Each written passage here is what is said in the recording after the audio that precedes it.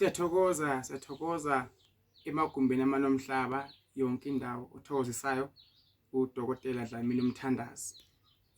Singena namhlanje sibone ifisa kwelanga ngibikela bonke abantu ababukelako channel kaDokotela Dlamini Mthandazi. uNkulunkulu ababusise abakhanyisele ngoba abantu bafuna ukuthola ulwazi. So besikhona ke ntambama lapha ngabo 6 to 6 kuya ku 7 o'clock ibe ngikhuluma noKhoza inyanga yalapha empangeni. Sikhuluma ngemfelo ukuthi yini imfelo mbukelo khona ekhaya. Lolu hlelo ke njengoba ngumthandazi ke ngimuntu othanda ukuthi uma umuntu econtemporary njengento talented ngayo thetha lakhe umuntu aliveze kubantu balibona. Ngiyakhuleka ngumthandazi ngisepitilife empona ngokuhlala ngiyabingelela abantu abaningi lapha eUK ngiyabona impela ababhala inombolo zakho ngiyabona amakhoda akhona +44 nalapha eZimbabwe, Swaziland, Botswana, America ngibingelela Maputo, South Africa. Konke ngithi uNkulunkulu anibusise anikhanyisele. Namhla ke lapha ehlelweni lami nginiphathele engazi ngachaza ngithi kuyini kodwa uma sengibonisiwe ebusuku ngilele sengibonisiwe mbukelo khona ekhaya. Naliphodla lami engiliphethe njengamanje lapha njengoba nibona phethe isigubhu lesimbukelo khona ekhaya. Akusona isigubhu sokudonsa abantu lesi, isiwasho lesi kukhandiwe njengoba sowubona sekanje, kodwa noma ngikukhandile funa ukuthi ngikulalise la ngivuse ngikusebenzise mbukelo khona ekhaya indlela engiboniswe ngayo. Ukhandiwe uyabona mase mbukelo khona ekhaya. Soft life ungashona kanjalo la mbukelo khona ekhaya akuyona into eziningi yasi ngithi uyathela kahle edition ubeka amanzi wafaka abe warm lamanzi ukhiphenza i2 spoon and a half spoon esodwa uthela edition emanzini gas bese uyakulindisa into phakathi emanzini mhlawumbe ulindise boma 5 minutes bese uyogeza. Mawufika lapha nosogeza ufike ufake isandla sakho isandla sakho ukhulume yonke into oyifunako ucela nabakini abavuka bakumele bonke basekhona abaze nongabazi bese uyageza. Masogezile mbukelo khona ekhaya uyakhuluma lethambo ugeza.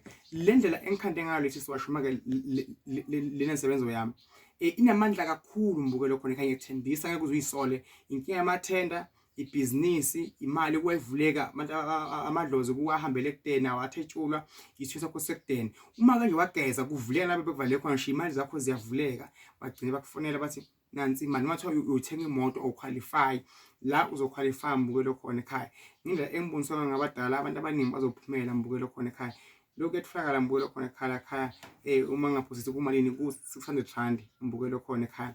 Ugeza ngako uphinde ufuthe uphalaza ugeza ufuthe ukukhulumise lapha ekhaya emanzini lapha ebhakede nokubanje kugcwele kona impela njengoba ubona ukhanje ispoon uthi ngci edition bese uyalinda kancane ukuthi uhlala khathi emanzini only 5 minutes bese uhamba ukugeza. Uma uqeda ukugeza lamazi ogeze ngawo ungawacithi wacithe after 5 minutes ungasheshi wacitha lamanzi walindisa kancane amanzi esinkhana amanzi uwacitha bawuthi uthwele ungathwalanga ukwakhele uDlamini Mthandazi lensebenzo le ukwakhele yokubusisa ungabusakhala njengamanje konke bokukhala ngako kubike la lensebenzo kaDokotela Dlamini Mthandazi.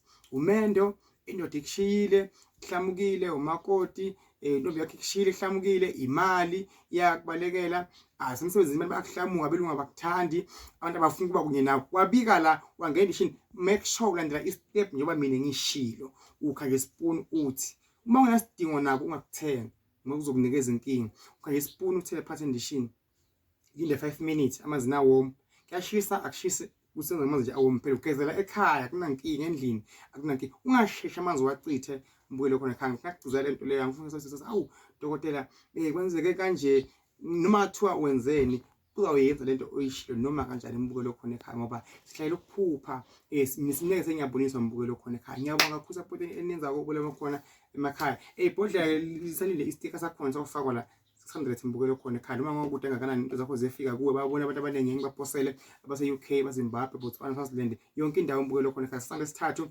ngikhona eMelo mbukelo khona ekhaya njengamanje ngicela ugijime ke uyosanda ke manje ke i-comment lapha ngento asilapha nasehlelweni sawungena kulothi ntambama noKhoza inyanga so isikhuluma indaba zamasiko sinofuthi indaba yokuthi yini imfelo mbukelo khona ekhaya. Seveze inombolo izokwazi ukuthi WhatsApp kuyo nisende ama voice notes nisende inkinga zenu nginikhulekele bese niyaphumela mbukelo khona ekhaya. Inkosi ikubusise ngisepetitive mhlawumbe isithunywa ngiyageza ngikufuthe ngivele inhlanhla ngivinto zakho ngikwazi ukuthi abakene abathetshula bakusebenzele mbukelo khona ekhaya. Inkosi ibusise mbukelo khona ekhaya. Inombolo yami uyaziko lapha ngasizoyibona ibhaliwe uDr Dlamini Mthandazi mfula ongashi. Isinto sethu phambili.